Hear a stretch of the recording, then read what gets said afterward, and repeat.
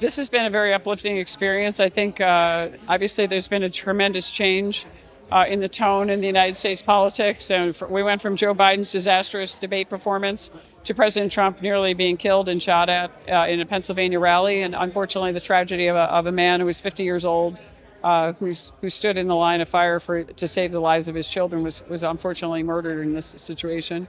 But I feel like there's been a lot of uplifting experiences here, and I think the most impressive thing about this convention for me so far, it's my first time being at a Republican convention as an elected official, is that the everyday Americans are speaking out and talking about unity, talking about the need for prosperity, the need for strength in foreign relations, and the need to have someone like President Trump who has the compassion, who has the drive, who has the ability to actually do what he did in his first 4 years as president, and to be able to come back and bring us all together. And I think that's the theme.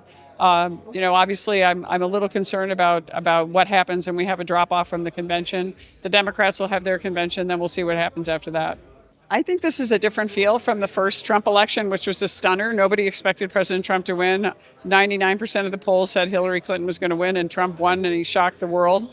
I think what he did was so historic. Everything he did in one term in a presidency. I served my first 2 years as a member of the House of Representatives there. Whether what he did on the Tax Cuts and Jobs Act, dealing with the opioid crisis, bringing us peace through strength, historic deals in terms of what he did in the USMCA, bringing us the Abraham Accords in Israel, bringing strength and clarity to the Balkan region, which includes Serbia, to overcome all the battles that we've been through in recent years, particularly the war in Bosnia, and now trying to bring us together.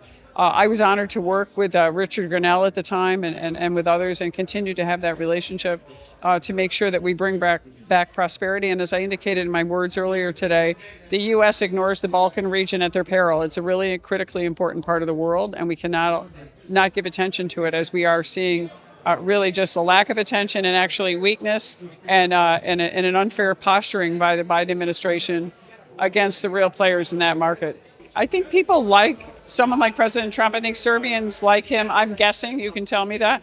He's strong. He's decisive. He's entertaining. He's a fun guy. And I think they want someone that's going to give them the clarity and the support and give them a fair shot. And I think that's one thing a lot of Americans like about President Trump, is that even if you might not agree with him, he's going to listen to you. He's going to give you a fair shot. And he's authentic.